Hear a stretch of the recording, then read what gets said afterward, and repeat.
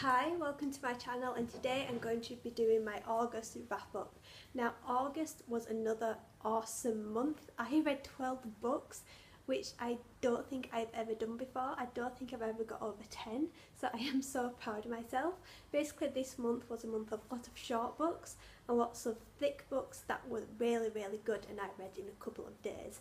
So let's just get straight on into it because I feel like this may be a long one. So the first book I read was Alice's Adventures in Wonderland by Lewis Carroll. Now this is the first two books. It has Alice in Wonderland and Alice Through the Looking Glass. I read this with high expectations. I expected so much, but I was a bit disappointed. It didn't grip me as well as I thought it would, but I don't think I'll read it again, and it's definitely not my favourite children's classic, especially because lots of YouTubers, they love Alice in Wonderland, but I don't really see why they love it so much. Next book is Coraline by Neil Gaiman. Now this is a book I have wanted to read since I saw the film years and years ago. The film freaked me out and the book freaked me out a bit as well. If you don't know, Coraline follows a young girl called Coraline who moves into this house with her parents, and she discovers a secret tunnel that takes her to this other world with her other mother. Basically her mother, but she's got buttons for eyes and she is very scary. The book was as good as the film. I loved it. I think I may have read this in about a day or two, but it's really good, and also my edition has illustrations in them and some of them are quite freaky. I mean, I'll find the one of the other mother there. That's the other mother. I mean, it's so freaky. But I loved it and I love Neil Gaiman and I really want to read more of his work. Next book is A Murder in Time by Julian McLuhan. Now this interested me because it's all about an FBI agent who ends up going back in time and she has to solve a murder. And this ended up being a lot better than I thought. This is one of the books that were quite thick and I was worried it would take me forever, but it literally took me about 3 days. Basically this follows Kendra, who is an FBI agent. She's worked hard to get there. She's a woman. People are a bit, ew, why is she here? And then they go on this kind of like mission and all her team get killed. So she takes it upon herself to go kill the man who kind of orchestrated all of this. In doing so, she escapes from the man because stuff goes down and she ends up back in time. I think it is 1815 and it's all a bit, okay, where am I? Luckily, the house she ends up in, the guy is very forward thinking, he's very scientific and he doesn't mind that a woman just popped up out of nowhere. But then a young prostitute is found dead in the lake, a serial killer emerges. And what's good about this is that it shows the thinking of back in the day versus the thinking of the future. And Kendra's there thinking, how can I do this? I've got no CCTV, I can't work out fingerprints. But in the end, they end up working it out and it's just so good. And the second book is already on my to-read list because I really need it. Can't say any more without spoiling it. But it's so good, the characters are amazing and I just want to see more about Kendra. As spoiler alert, she stays back in time and I just want to see more of it. Then I read Room 13 by Robert Swindells. If you have read my August book haul, you will know that I have been wanting this book for a while. This was read to me back in primary school. It must have been about in year 4 and the teacher read it to me. It gave me my love of Dracula and Whitby and it was just amazing. If you don't know, this follows a primary school class. I can't remember what year they are in, but basically they go to Whitby for the weekend and they have all their rooms and it kind of skips the room 13, so it goes 12, 14, except at midnight the closet suddenly becomes room 13 and of course Dracula is in there. And it's just so good. Reading this, I remembered all of it from year 4, even though I haven't read it since then.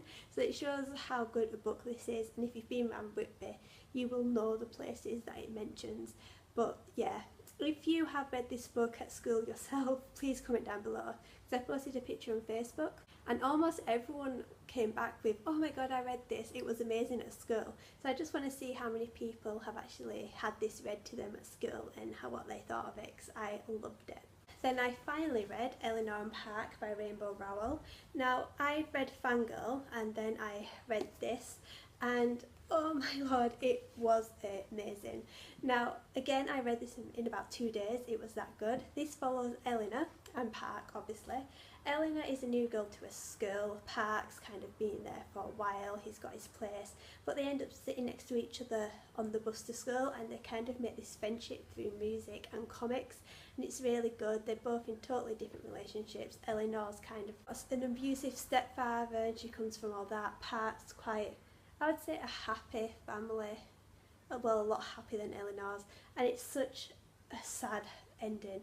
I was like, you can't end it like that. I want to know what was in the card Eleanor sends Park, and I think everyone else does as well. I just really need a sequel. I need to know what happens. I want to know if Eleanor and Park stay together, because I don't think I can cope not knowing what was in that letter, and even just remembering it now, I'm like, I need to reread this and I need to know what was said on that postcard. Then I finally read The Wizard of Oz by L. Frank Baum. Now, I have wanted to read The Wizard of Oz for years. As you may know behind me, I'm a huge fan of Wicked, which is obviously based off The Wizard of Oz, but I have never actually read this until August, and I loved it. This is now probably one of my favourite classics. Obviously Dracula is still up there, Wizard of Oz a bit further down, but yeah, this is going to be one of those books where I want to collect every single edition because I loved it so much. If you don't know for some reason, The Wizard of Oz follows Dorothy, who's born in Kansas, and during a twister she gets sent to this city called Oz. Basically she has to go to the Wizard of Oz, who lives in the Emerald City, to get back home, and there she meets a scarecrow, Tin Man, and a lion, and there's also the Wicked Witch of the West.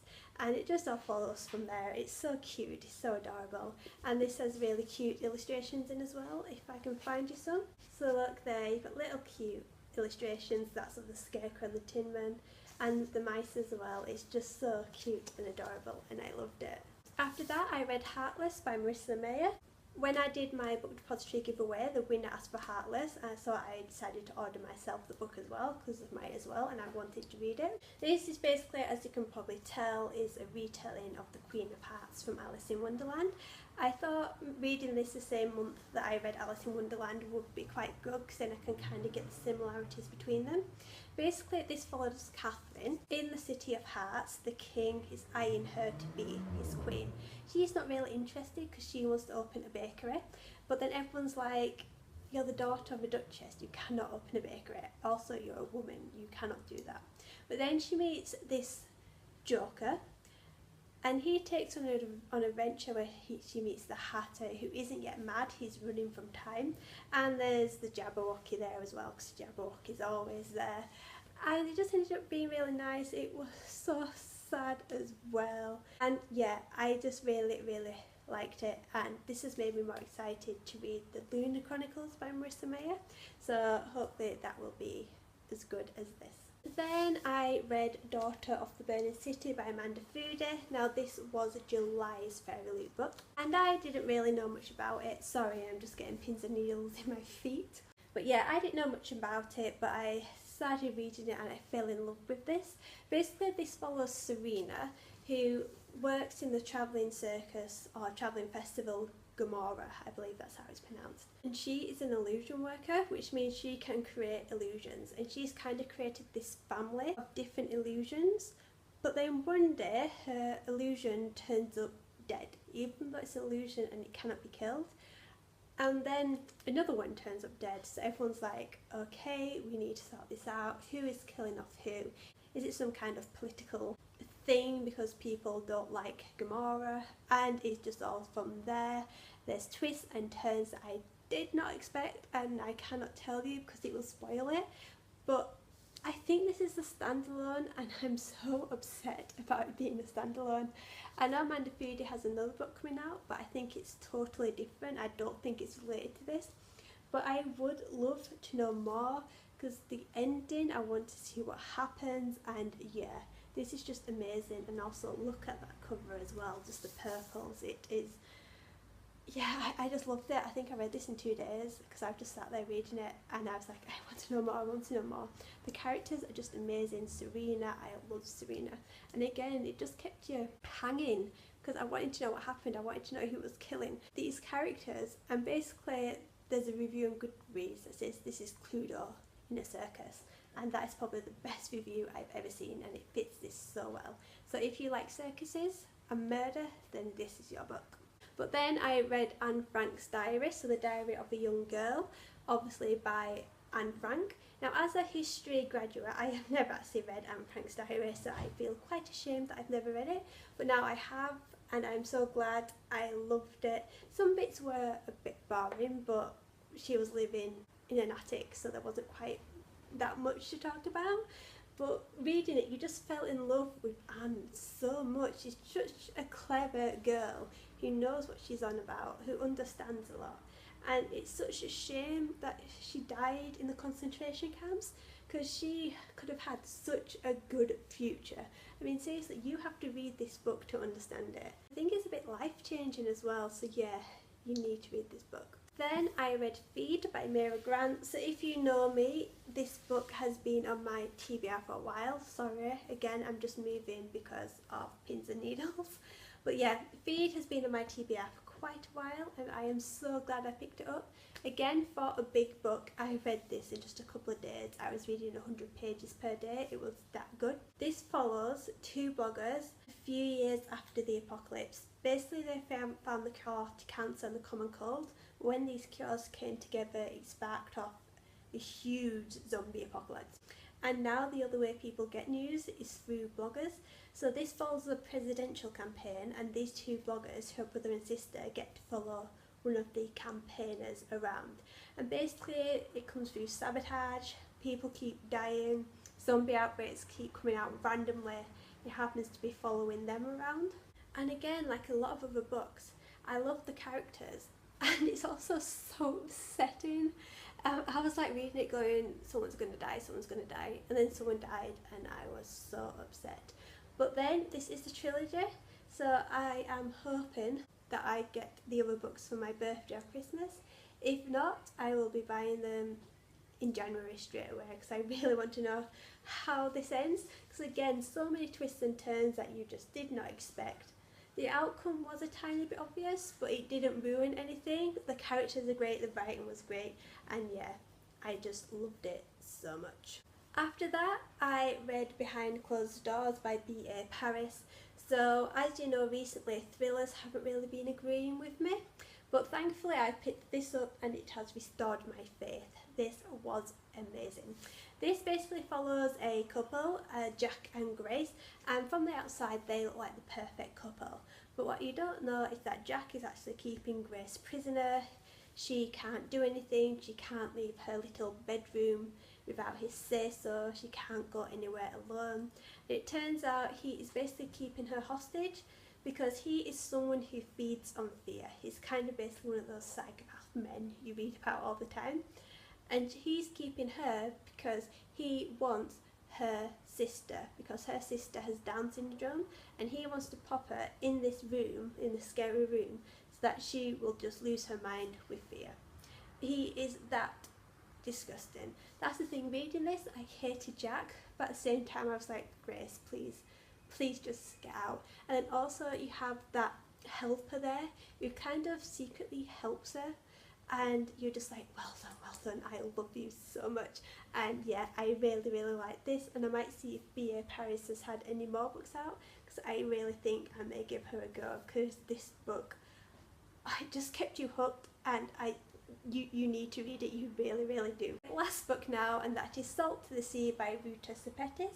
Now, when I first read this, I wasn't sure what this was about. I knew it was a historic fiction set around the Second World War, and this follows disaster in maritime history that not many people know about. It's on the Wilhelm Gustloff, I think that's how you pronounce it.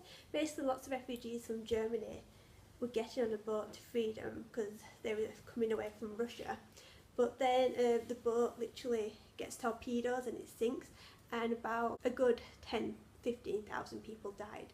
And it follows 4 children, well not children, you've got like between the ages of 15 and 21, and they've all got secrets. One of them's pregnant, one of them's a murderer, one of them's stolen a valuable piece of art, and another one's a German on the ship who is a complete, I did not like him at all. You just love the majority of the characters and you get sucked in, and again, because you know it's a disaster, you know it's not going to end well. I saw certain places I was getting so emotional, and then the ending, it was just a nice sweet ending. It's so emotional and it's just so beautiful as well. Rita Sepetys has a good way of making you love characters and making you find out about historic things that you'd never really thought about. So I can't wait for her next one, which I'm hoping will be soon, but I know she likes to put lots and lots of research into her books, which I understand that makes them brilliant. But yeah, this was just amazing. So yeah, that's my August wrap up. Ended up being so long and I have really bad pins and needles in my feet, so I am going to have to stop this now. But what did you think to any of these books? If you have read them, just comment down below and we can have a little discussion. Also, you can like this video or subscribe to my channel, and there's all my social media that I will link below as usual. So I will see you later with a hopefully shorter video. Bye!